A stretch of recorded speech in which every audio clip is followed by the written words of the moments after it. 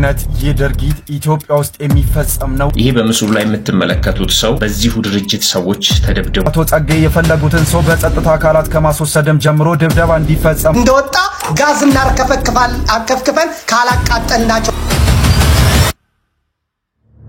ሰላም ጤና ይስጥልን ቤተሰብ እንደምቃችሁልኝ በአዲስና ወቅታዊ መረጃ ተመልሼ መጣሁ። በዚህ ቪዲዮ የምንመለከተው የግል እስር ቤት ያለው በፍኖተ ጽድቅ የምናቀው አቶ ጸጋዬ ደበበ ማን ነው? ብዙዎችን እንዳስደበደበ የሰማን ነው የምንገኘው። ምንድነው የሚሰማው ነገር? እሱን አጣርተን የምንመለከተው ነው የሚሆነው። እንደዚሁም ደግሞ ዘመርኩን ጨምሮ ብዙዎችን ያስደነገጠ የዋቢዎች ተግባር አለ። እሱን የማስመለከታችሁ ነው የሚሆነው። ሁላችሁም ቪዲዮ ላይክና ሼር ማድረጋችሁን እንዳትረሱ። ሰብስክራይብ ለምንድነው ማታረጉት?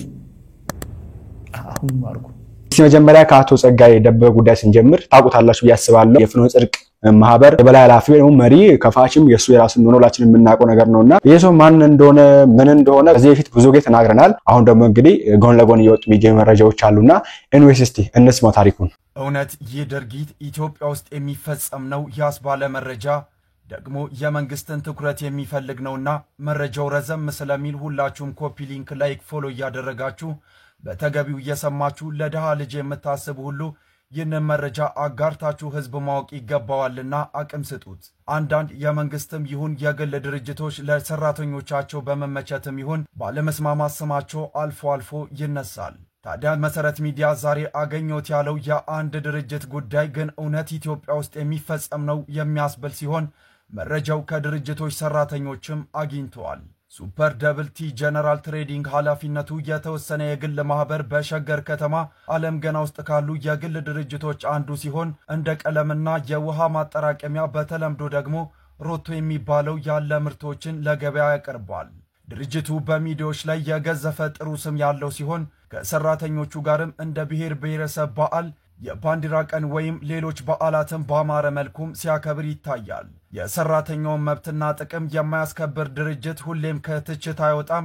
ስለ ሰራተኞቹ የሚያስብና ህግና መመሪያን ተከትሎ የሚሰራ ደግሞ ከራሱ አልፎ ለሀገር ምሰሶ ይሆናል የሚለው መልእክቱ ድርጅቱ ያስተላለፈው በቅርቡ የሰራተኞች ቀን ብሎ ባከበረው በዓል ላይ ነበር። ድርጅቱ ከዚህም አልፎ በሸገር ከተማ በገላንጉዳ ክፍለ ከተማ ያስገነባው ዋቶ የጤና ኬላ የዛሬ ዓመት አስመርቆም ነበር። በቅርቡም ለመቄዶንያ ገንዘብ ሲያሰባስብም ሱፐር ደብል ቲ ጀነራል ትሬዲንግ የ500,000 ብር የገንዘብ ስጦታም አበርክቷል። ታዲያ ምን ሆነም? አቶ ጸጋዬ ደበበ የሱፐር ደብል ቲ ጀነራል ትሬዲንግ ኃላፊነቱ የተወሰነ የግል ማህበር ባለቤት ናቸው። በርካቶች ግለሰቡ የፍኖተ ጽድቅ ጠቅላላ መንፈሳዊ ማህበርና የዩቲዩብ ቻናል መስራች መሆናቸውን ያውቋቸዋል። አቶ ጸጋዬ የድርጅታቸው ስም በሚዲያ የገነነ እንዲሆን ነገር ግን የሥራው ቦታው ሲኦል እንዲመስል እንዳደረጉ መሰረት ሚዲያ ያነጋገራቸው በርካታ ሰራተኞች ይናገራሉ። ታዲያ አቶ ጸጋዬ የፈለጉትን ሰው በጸጥታ አካላት ከማስወሰድም ጀምሮ ድብደባ እንዲፈጸም ማድረግ እንደሚችሉም ተነግሯል። ፖሊሶች ሲጠሩ በደቂቃ መተው የተባሉትን አርጎ ይሄዳሉ የሚሉት አንድ ሰራተኛ ናቸው ሲልም መሰረት ሚዲያ አረጋግጧል። ሱፐር ደብል ቲ ጀነራል ትሬዲንግ አሁን ላይ ከ4000 እስከ 5000 የሚደርሱ ሰራተኞች እንዳሉ የታወቀ ሲሆን በርካታ ሰራተኞቹ ስማቸው ሳይጠቀስ እንኳን ለሚዲያ ለመናገር ሲቸገሩ መሰረት ሚዲያ መታዘብ ችሏል። ከስራ 1 ደቂቃ ያረፈደ 700 ብር፣ ማስቲካ ያኘከ 1000 ብር ይቀጣል። ስራ መልቀቅ እፈልጋለሁ ያለ ሊደበደብ ወይም ሊታሰር ይችላል።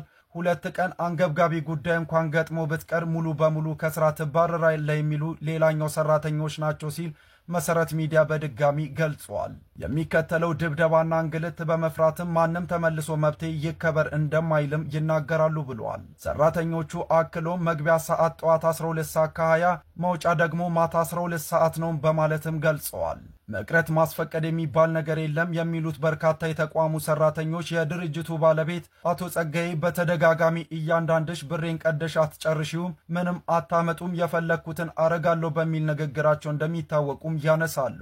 መሰረት ሚዲያ እንዳረጋገጠውም በተለይ ልምድ ያላቸው ሰራተኞች ለህይወታቸው እስከሚሰጉ ድረስ ከድርጅቱ መውጣት እንደማይችሉ ማስጠንቀቂያ በተደጋጋሚ እንደሚደርሳቸውም አሳውቀዋል። እዚህ ጋር እናቁሙና ቀጣይ ታሪክ ስላለው እሱን የማስደምጣችሁ ነው የሚሆነው። የግል እስር ቤቱም እንዳለው እንግዲህ የሚናገርበት ነገር ስላለ እሱ ያስመለክታል። ነገር ግን አቶ ጸጋዬ ደበበ ወይ ደግሞ የፍኖተ ጽድቅ የበላይ ኃላፊ ባለቤት ገዢ ራሱ የመሰረተው ነገር ነውና ማን እንደሆነ ከዚህ በፊት ብዙ የተናገረናል። ይሄ ሰው ገንዘብ አለው፣ በብር ነው የሚጫወተው።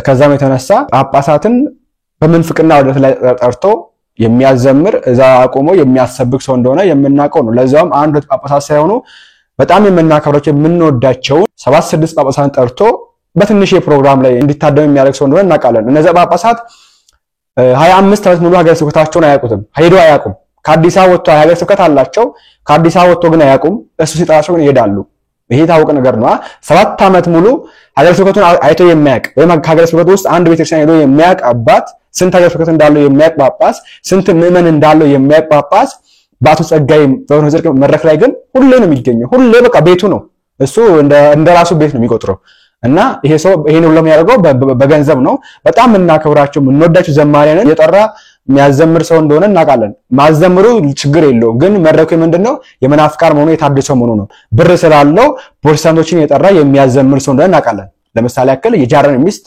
ሲያዘምር ሁላችንም እናውቀው ነገር ነው ቤተክርስቲያን ላድስ ብሎ የሚያስብ ሰው እንደሆነ እሱ እንግዲህ አያረጋውም ይባላል ግን በሱ ማህበር ውስጥ እንደዚህ ነገር እንደሚከናወን የምናውቀው ነገር ነው ብቻ ገንዘብ የሚያጫ ሰው ነው ጭራሽ ፓትርያርኩንም ጠርቶ እንደፈለጉ የሚያደርግ ሰው እንደሆነ ሁላችንም እናውቀው በዚህ የተናገረው ነገር ነውና ኢንቨስት ታሪኩን እንቀጥል ይህ ክፍል 2 በሰቆቃ ውስጥ ለሚገኙ የሰራተኞች መረጃ ነው እወጣለው ያለ ልምድ ያለው ሰራተኛ ካለ ይታሰራል ወይም ይደበደባል ሲታሰሩ ደግሞ ከ1 ሚሊዮን ብር ጀምሮ ቁጥር ይጠራና ብር ሰርቋል ወይም ሰርቃለችም ይባላል በውሸት መስክር ትባላለህ 20 ሺህ ብር ይከፈልሃል እንቢ ካልክ ደግሞ አንተም ትታሰራለህ የሚሉ አሁን ድረስ ከፍተኛ ስጋት ውስጥ እንደሚገኙ ሰራተኞች ገልጸዋል የመሰረት ምንጮች እንደጠቆሙትም በዚህ ምክንያት ስራ ለቀው ወደ ገጠር ከሄዱ በኋላ ከዛም ተይዞ እንደሚመጡም ገልጸዋል ግለሰቡ ይህንን የሚሰራው ደግሞ ከፖሊስ አባላት ጋር በመተባበር ነው ደግሞ የሚገርመው ስንት ተማሪዎች ጥሩ እየመሰላቸው እየገቡ ህይወታቸው የተበላሸ አሉ በማለት የተናገረችው ሌላኛ ሰራተኛ መሆኗም ተገልጿል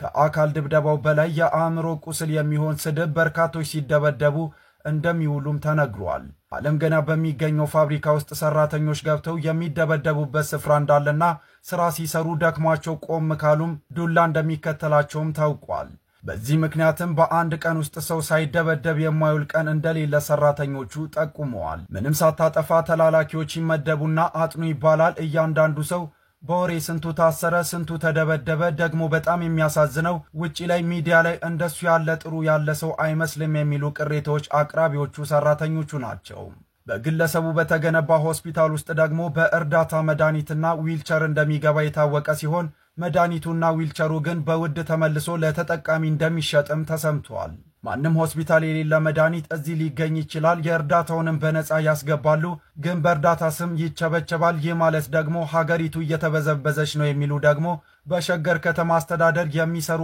አንድ አመራር ናቸው እንደምንሰማው ብዙ ችግር በሰራተኞች ላይ ይነሳል ለምሳሌም የመብት አለመከበር ጥያቄና የሥራ ልምድ እንኳን ሲጠየቅ የመከልከል ግለሰቡ ለብዙ ሰው የሥራ እድል የከፈቱ ናቸው ግን ደግሞ የደሃ ልጅ ሰቆቃ ይብቃ ማለት ይገባል በማለት አመራሩ ተናግሯል አንዳንዴ ይሄ ነገር ሀገር ውስጥ ነው አይደለም እንዴ ብለ ታስባለ ስራ አጥፍተ ከሆነ ተቀጣ ገንዘብ ነው የሰው ልጅ ግን መጫወቻ ለምን ይሆናል እስከመቼ ስድብ ዱላ እስርና ማስፈራሪያ ለምን በማለት አንድ ሰራተኛ ጥያቄያቸውንም ሰንዝረዋል እንደምትሰሙት ነው እንግዲህ ይሄ ነውና ይሄን ነገር ግን ውሸት ነው የሚል ነገሮችንም ያዩ ነበር ለማጥራት የሞከርኩት ኦሬዲ ከትላንት ወዲያ ምናምን የወጣ መረጃ ነውና ለማጥራት የሞከርኩ ነበር የግለሰብ ስም ከመናጣ ብለንና ውሸት ነው የሚባል ነገር ነበርና እውነታችን ውሸት ነው የምትሉ ሰዎች ግን አያስደበደብም ሰው እውነት ለመናገር አይሱ ክርስቲያን ስለሆነ ሰዎች በስነ ምግባር እንዲያገለግሉ ስራቸውን እንዲያከብሩ ፈልጎ ነው ኦኬ ወጣ ያለ ለበስ እንዲለብስ አይፈቀድላቸው የሆነበት ምክንያት ደግሞ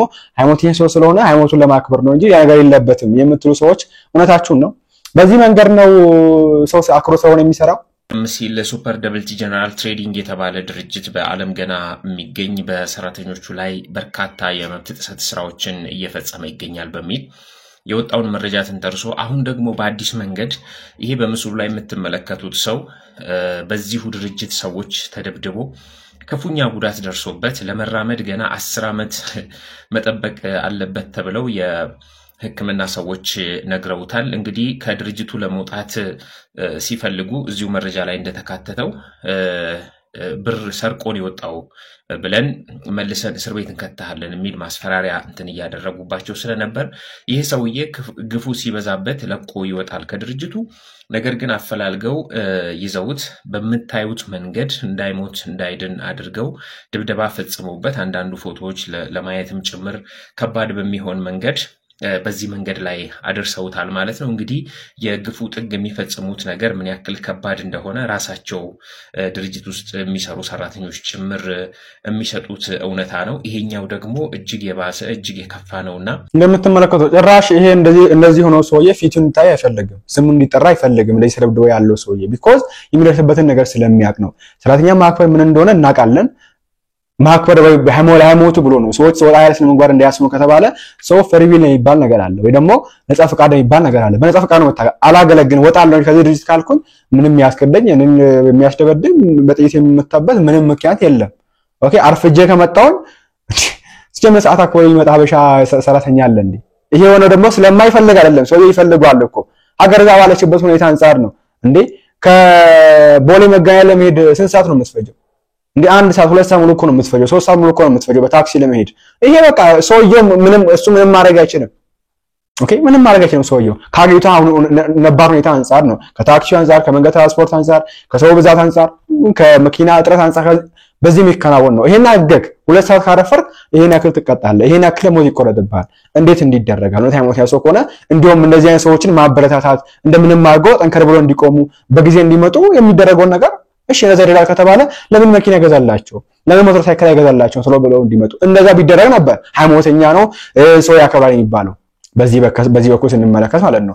በሃይማኖት ጉዳይ ስንመለከት ደግሞ ቀደም እንዳልኳችሁ ነው የፈለገውን ጳጳስ የፈለገውን ፓትርያርክ የፈለገውን ዘማሪ ዲያቆን መምህር እንደፈለገ የሚያሽከረክር ሰው እንደሆነ የምናውቀው ነገር ነው። ይሄ ምንም ማንንም የሚያውቀው ሀቅ ነው። ብር አለው ሰውየው ብር ይረጫል ብር አለው። ለዛም ነው ፕሮቴስታንት በዘመረበት መድረክ ላይ በፍኖተ ጽድቅ የጃራ ሚስት ፕሮቴስታንት ናት መታ በዘመረችበት መድረክ ላይ መዝሙር ብላ እንግዲህ ባለቀሰችበት መድረክ ላይ ወይ ደግሞ ባላገጠችበት መዝሙር ላይ ባላገጠችበት መድረክ ላይ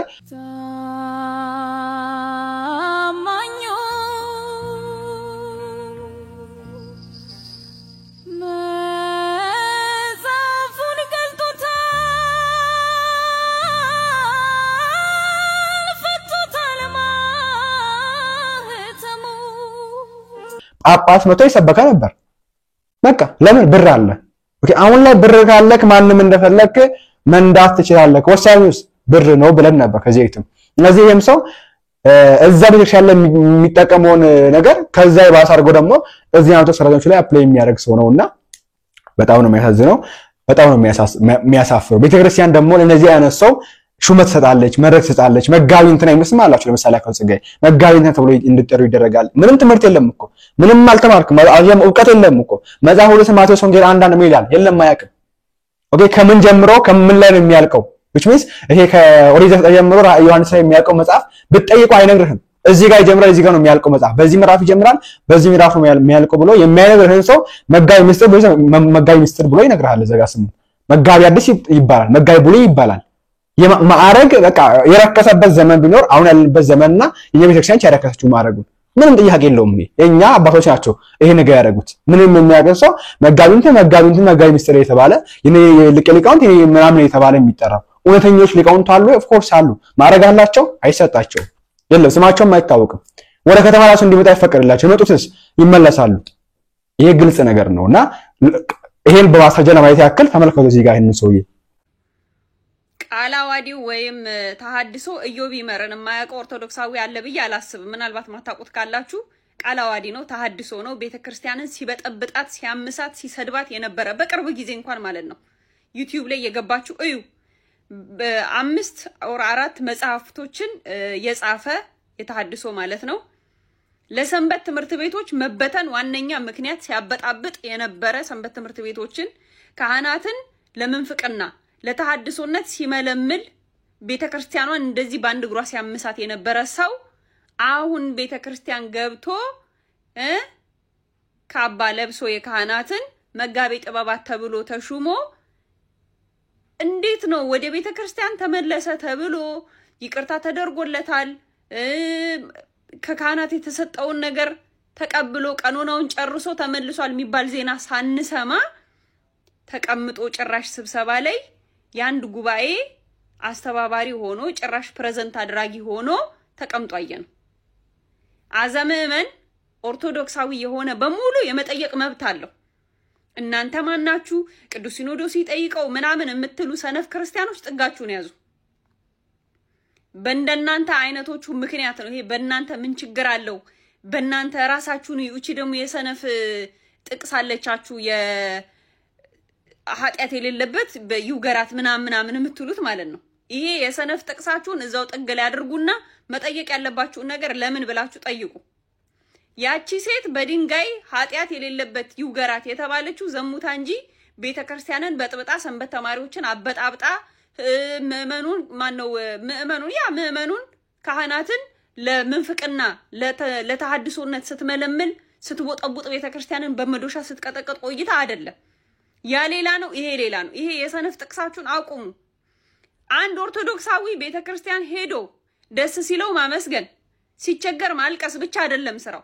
እማይሆን ነገር ሲሰራ ስታዩ ዛሬ ለምን ብላችሁ ስለማትጠይቁ ይሄው የሚፈጠረውን ነገር እዩ።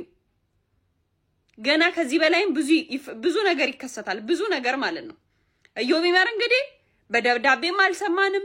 ምንም አይነት ጋዜጣዊ መግለጫም ከቅዱስ ሲኖዶስ ወጥቶ አልሰማንም። ይቅርታ ጠየቀ በደብዳቤ ቀኖናውን ጨርሶ እንደዚህ የሚባል ነገር አልሰማንም። ቁጭ ብሎ ተሹሞ ጉብ ብሎ ነው ያየነው። እንዴት ትላንትና ቤተክርስቲያንን ሲያምስ የነበረ ሰንበት ተማሪዎችን ሲበትን ሲያበጣብጥ የነበረ ሰውዬ ቤተክርስቲያንን ጥንቡርኩሷን ሲያወጣት የነበረ ሰውዬ እንዴት አሁን እዚህ መጥቶ ካባ ለብሶ መጋቢ ጥበባት ሊባል ቻለ? ይሄንን ከቤተ ክህነት መልስ እንጠብቃለን። ባለፈው ነገራችን መሰለኝ ሰውዬ መረጃ አሳይተናችሁ ነበር። ኦኬ በታዲያስ እንቅስቃሴ ውስጥ የሚገኝ ሰው ነው። አሁን ተመልሷል ነው የተባለው። እንግዲህ አልተባለም፣ ተመልሷል አልተባለም። እኛ ያየነው በስብሰባ ጉባኤ ስብሰባ ላይ ነው። ባለፈው ላይ ማንንም ጥያቄ አልነሳም። ቅዱስ ሲኖዶስ ስብሰባው ሲጨርስ ስብሰባው ሲጨርስ በይሰውዬ ጉዳይ ምንም አላለም። ተመልሷልም አልተመለሰም አልተባለም። እንዴት ዘጋ ታየም አልተባለም። ህዝብስ ቅዱስ ሲኖዶስ ጥያቄያችን ሊመልስ ይገባል ነው ያለ የሚገኘው። እኔ ግራ የሚገባ ነገር ቢኖር እኮ አሁን ነው። ኦኬ አባቶች የልጆቻቸውን ድምጽ የሚያሰሙበት ሰዓት ኖር እኮ አሁን ነው። በራሳቸው በደመ ነፍስ የሚመሩ አባቶች ናቸው አሁን የሚገኙት። እንግዲህ ምክንያቱም አሳይቻችሁ ነበር። ካህናት ድምጻቸውን እያሰሙ ወደ ተካካይ ያስቀምጣላቸው ለዚህ ነው የምትመለከቱት። እየጮሁ አባት እንፈልጋለን እያሉ አልሰማም ድምጻቸው እየጮሁ ነበር። ስላልሰማችሁ ነው ወይ ሰውን ባላችሁ ዝም ያላችሁት? ስለዚህ ሰውዬ መረጃ ምንድነው? ይሄ ሰውዬ ማን ነው? ከየት መጣ? ለምን ነው እዛ የተገኘው? እንዴት ነው ሪፖርት ያቀረበ የነበረው? በስብሰባ ጉባኤ ላይ ብለን ጠይቀን ነበር። መልስ ሲሰጠን ብለን እየሰራን ነበር። ቪዲዮ እንዳልሰማ ላሽወንተ ያለፈው ለምን አለዋ? ምን ያ ነገር የለም። እንደዚህ ፋክቱን ካላወራ ነገሮች ስለማይጠሩ ነው ባይዘው እንደዚህ የምናወራው።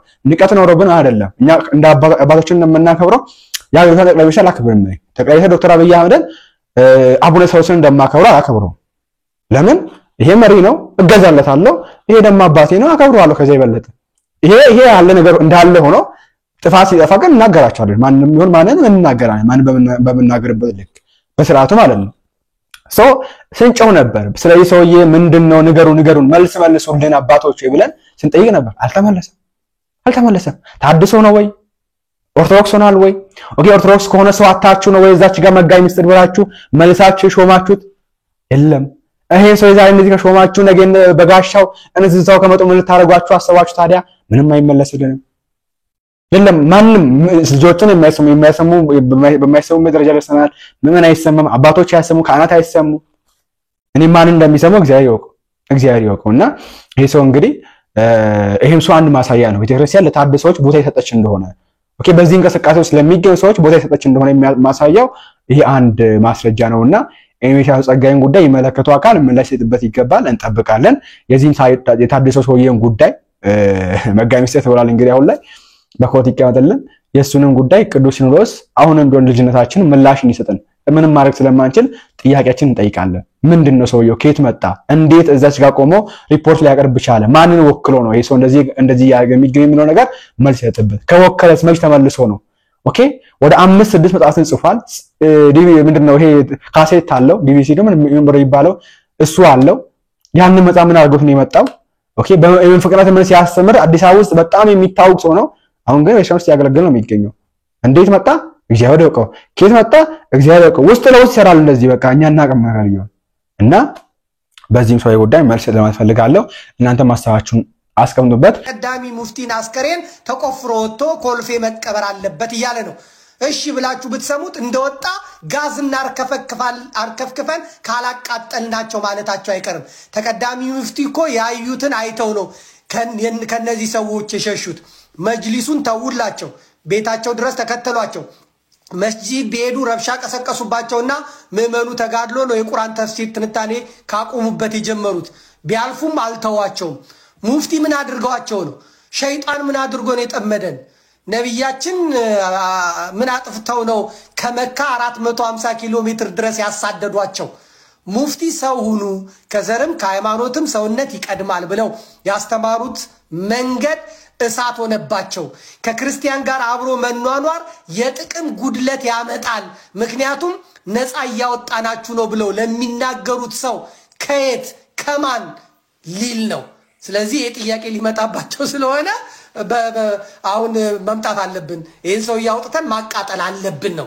ዋሃቢ የሚለው ማለት ነው ጣፍቷል አሁን እሱ ብቻ አይደለም አብይ አህመድ ራሱ አንዲት አረፍተ ነገር ጻፈ ጠፋ ዳንኤል ክብረት አልተነፈሰም ስለ ሙፍቲ ቢተነፍስ ዋሃቢ ሰቅሎ ይገለዋል አልተነፈሰም አልጻፈም እነ ሙጂብ አሚኖ ቢጽፉም ኮሜንቱን ገብታችሁ ተመልከቱ የእስላሞቹ መልስ ማለት የእስላሞቹ ንግግር ማለት በሚገርም ሁኔታ ማለት እስላሞቹ በራሳቸው የዋሃቢን ጉዳይ ወደ አደባባይ ያወጡት ማለት ዋሃቢዎቹ ደግሞ ትንሽ መሆናቸውን የምታቁት ሙፍቲን ለመቅበር ሙፍቲን በመደገፍ የወጣውን ህዝብ ስታዩ እነዚህ ትንሽ መሆናቸውን ታውቃላችሁ ለምንድነው ታዲያ ድምጻቸው የሰፋው ካላችሁ ድምጻቸው ቫይራል እንዲወጣ ፌስቡክም ዩቲዩብም ተባባሪ ነው ሁለተኛ ደግሞ እንቁራሪቶች ድምጻቸው ብዙ ነው ሁለት እንቁራሪቶች አንድ ኩሬ ውስጥ ገገቡ አያሳድሯቸው ከተማ ሙሉ ነው የሚመስሉት ሁለቱን አጥምዳችሁ ከያዛችሁ ግን ኩሬው አገሩ ሰላም ያድራል ይሄ ዋሃቢ ምላስ አለው የእንቁራሪት ምላስ ሲል አገሩን ነው የሚበትነው ሃይማኖት ስለሌለው ገንዘብ አለው አራት ሚስት ያገባል ስራው ምን እንደሆነ አይታወቅም በሚሊዮን የሚቆጠር ገንዘብ ነው የሚያመላልሱ አሁንማ ባንክ ተከፍቶላቸዋል እስላማዊ ባንክ ተከፍቶላቸዋል መኒ ላውንደሪንግ በደንብ ነው የሚሰራው ዶላሩ ምኑ እምነትም ሃይማኖትም ስለሌላቸው ማለት ነው ካራቴ የማያሰለጥኑት የለም መስጊድ ውስጥ የማያስገቡት ቆንጨራ የለም የኢትዮጵያ ሙስሊሞችን በአጠቃላይ ኢማሞቹን የሚያሰግዱትን ደብድበው ጥርሳው ልቀው በቦክስ መተው መስጊዳቸውን ተረክበዋል አብይ አህመድ አስረክቧቸዋል አንዳንድ ቦታ ወጥረው ይዟል ደሴ ላይ ያያቻቸው ባለፈው የደሴ ገብርኤልን ህዝቡን አጥፍተን መስጊድ እናደርገዋለን ለምን ብለን ነው ገብርኤልን የምናቃጥለው ቤተክርስቲያን መቃጠል የለበትም ሲሉ የነበሩት እነዚህ ዋሃቢዎች ናቸው መከላከያ ውስጥ ገብተዋል አሁን ደሴ ዙሪያ ደሴ ምናምን መንግስቱ ስርዓቱ ለራሱ ሲል ይፈልጋቸዋል እናንተም እምነታችሁን ለማስፋፋት የኔንም መንግስት ለማዳን መዘጋጀት አለባችሁ ብለው ስልጣና ወስደዋል ፋኖ ክርስቲያን ነው ፋኖ እንደዚህ ነው የሚሉት አካላት ስርዓቱንም ራሳቸውንም ለማዳን የሚገቡ ሰዎች ናቸው ማለት ነው እንደምትሰሙት ነው እንግዲህ እንደዚህ ነገር ሰማ ነው የሚገኘውና እናንተ መሰራችሁ በዚህ ጉዳይ ከባድ ነገር ነው አላቅም እኔ አይናው የራሳችሁ ሙስሊሞች የምትመለከቱ ከሆነ ቅንና አላችሁ ስርዓት አላችሁ እናቃለን ሙስሊሞች ራሳችሁን ቅንና ማለት ስርዓት አላችሁ እንደዚህ ቦታ አይቀበርም እዚህ ቦታ ይቀበራል የምትሉበት ስርዓት አላችሁ እናቃለን ነገር ግን ይሄን ያክል ህግ ላይ መጣበቁ ተገቢ ነው ወይ እኔ እናንታችሁ የምታውቁት እንግዲህ ያው በማይጋ ነገር ገብተን መፈትፈትም ትክክል አይመስለኝም ከዚህ ደም ስላለበት ማለት ነው ግን እኚህ ታላቅ አባስ እኚህ ሀገር መሪ ናቸው እንግዲህ ተደምጦ ተናግሮ የሚደመጥ ሰው ካለ ሀገር መሪ ነው ሰው ተናግሮ የሚደመጡ ኦኬ ድምጻቸው ማንም ሰምቶ የሚያጠግበው ኦኬ ማንም ሰምቶ የሚያቀርበው ከጣሙ ተነስተ ማንም ሰምቶ የማይጠግባቸው አባት ቡጻባችን አቡነ ማትያስን የሚያክሉ ታላቅ የሀገር አባት የሃይማኖትን አባት ያስለቀሱ አባት በዘረቻ ከሞቱም በኋላ እንደዚህ ማንቀራስ መፈለጉ ተገቢ ነው የሚል ነገር ማንሳት ፈልጋለሁ ሲያኑን ማቸበር እንስማ የክርስትና እምነት የማይወክሉ ትንንሽ አክቲቪስቶች በቀጠልም ብለው ገሌ ሱፊ ገሌ ወሃቢ ማለት እንዲህ ነው ብለው ሊያባዱን ሲሞክሩ በትዝብት ተመለከትናቸው የነሱን ድምጸት ደግሞ ይዞ ያስተጋባ ሱፊያ ነኝ ብሎ ያመነ ደግሞ አንዳንድ ዲኑ ያልገባው ወጣትንም ተመለከትን ልብ በሉ እናንተ ወጣቶች፣ እነዚህ ሰዎች ቢሳካላቸው የሚጀምሩት በእናንተ። የሰሜኑ ጦርነት ጊዜ የወደመው የመሻይኾቻችን ሐሪማን በርካታ የዕልም መካኖች ወድመዋል። አሁን የሉ። እስልምና አንድ ነው። ኢትዮጵያ ውስጥ ያለ እስልምና ባረግነው ጥናት ከሌላ ሀገር ያለው እስልምና ጋር አንድ አይደለም። ሱፊዩና ሰለፊዩ መሃል ያለው ልዩነት ቅርንጫፋዊ አሊያም ፍቅሃዊ አህካሞች ናቸው። እንደሰማችሁት ነው። ውሸት አንጂ እኛን የከፋፈሉን ሱፊ፣ አህባሽ፣ ሱኒ፣ ወሃቢያ እያሉ የከፋፈሉን ሌሎች ከሌላ እምነት የመጡ ሰዎች ናቸው አለ። ባይዘወይ ክርስቲያንም ይሁን አይሁዶች አህባሽ ማለት ሱኒ ማለት ወሃቢያ ማለት ሱፊ ማለት ምን ማለት እንደሆነ እንኳን ራሱ ማያውቁም ብዙዎቹ። ይሄን ክፍፍል የተከፋፈላችሁት ራሳችሁ ነው። የከፋፈላችሁን ደግሞ ትምህርታችሁ ነው። ወደ ውስጥ ስንገባ ትምህርቶቻችሁ ልዩነት አለው። ግን ለምን ታስመስላለህ? ኡስታዝ ነኝ ትላለህ፣ እስልምናን አውቃለሁ ትላለህ፣ ለምን ታስመስላለህ? ኦኬ ሌላውን ተውና እነዚህን ስሞች ተወጅና እስልምና በ73 ይከፈላል ብሎ የተናገረ ያንተ ነብይ አይደል? ታዲያ አንድነን የሚለውን ቃል ለምን ትጠቀማለህ? ለምን በቁርአኑና በሐዲሱ ላይ ተዋሻለህ? እስልምና በ73 ይከፈላል ካለ የተከፈለው ክፍል ካለ መሐመድ እውነቱን ከሆነ አንተ አልተከፈለም ያልከው ከመሐመድ የተሻለ አንተ ታውቃለህ ነው? ነገሩን ችግሩን ክርስቲያናና አይሁድ ላይ ለመጣል ባለ ፍላጎት ነው። አለቀ። ይሄ ነው። ስለዚህ የተከፋፈላችሁት እናንተ እንጂ የከፈላችሁ ማንም የለም። የተከፋፈላችሁትም ደግሞ በትምህርታችሁ ምክንያት እንጂ በሌላ ምክንያት አይደለም። መከፋፈል የጀመራችሁት ገና በመሐመድ ዘመን ነው። አልይና አይሻ ለሁለት ተከፍለው ብዙ ዑለማዎች፣ ብዙ አዋቂዎች፣ ብዙ ሷሃባዎች ያለቁት በዚህ እርስ በርስ በሆነው ጦርነት ነው። የመሐመድ ተከታዮች እንደለ በጦርነቱ አልቀዋል። ለምን? እርስ በርሳቸው ተከፋፍለው ባለው ጦርነት። አሁንም ዛሬም ይሄ ልዩነት አለ። አላህ ያላህ ቃል ቁርአን ፍጡር ነው ፈጣሪ ነው በሚል ውይይት ሙተአንዚላውያን የሚባሉትን በሰይፍ አርደዋቸዋል፣ አልቀዋል ዘራቸው እስከማይኖር ድረስ። ይሄ በመካከላቸው የተደረገ ጦርነት አሁንም እየቀጠለ ነው። ወደፊትም በቀጠሉ አይቀር። ግን የከፋፈሉን ከዛ ይመጡ ነው። የሰሜኑ ጦርነት ይሄ በጣም ያሳፍር ነው። በነገራችን የሰሜኑ ጦርነት ላይ ሙስሊሞች ናቸው የተገደሉት ይላል። በሰሜኑ ጦርነት ወታደር የነበሩት ሙስሊሞች ብቻ ናቸው። ኦኬ ትግራውያን በሙሉ ሙስሊሞች ነበሩ። ኦኬ ሰሜን ላይ ያለቁት ሙስሊሞች ነበሩ። ይሄ ራሱ ያስቀጣሃል እኮ። ይሄ ራሱ እኮ ሌላ ፕሮፓጋንዳ ነው። በሰሜኑ የተከናወነው ያለቀው ቤተክርስቲያን ተቃጥለዋል፣ መስጊዶች ተቃጥለዋል፣ ሰዎች ተገድለዋል፣ ሙስሊም ክርስቲያን ሳይባል አልቋል። ይሄ ጦርነት ያመጣው ውድመት ነው። ግን ለማጠጋጋት መሞከር ትክክል አይደለም። የተከፋፈላችሁ ወደዛ ወሃቢያ የሚባል የእስልምና ክፍል አደገኛ ገዳዮች ናቸው። ሰው በህይወት እንዲኖር አይፈልጉም። በማረድ በመግደል ላይ የተመሰረተ እምነት ነው። ቁርአናቸውና ሐዲሳቸው በቀጥታ የሚተረጉሙና እንዲከናወን የሚፈልጉ ማህበረሰቦች ቢኖሩ ወሃቢያዎች ናቸው። ለሰውም ለሙስሊሙ ማህበረሰብ አይጠቅሙም። ይሄንን ያለው ልጅ ይሄን ወንድማችን የታሰር ይፈልጋል መጅልሱ ይላሉ። ይሄ ልጅ እኮ ከኛ የተለየ ነገር አልተናገረ። እኔም አምናለሁ ወሃቢያ አጥፊ እንደሆነ፣ ወሃቢያ ገዳይ እንደሆነ ቁርአን ላይ ክርስቲያኖችን ስለማጥፋት የሚናገር ስላለ አፈራርቃቸው እጅና እግራቸውን ቆራርጣቸው ይላል። ካገር አባሯቸው ይላል።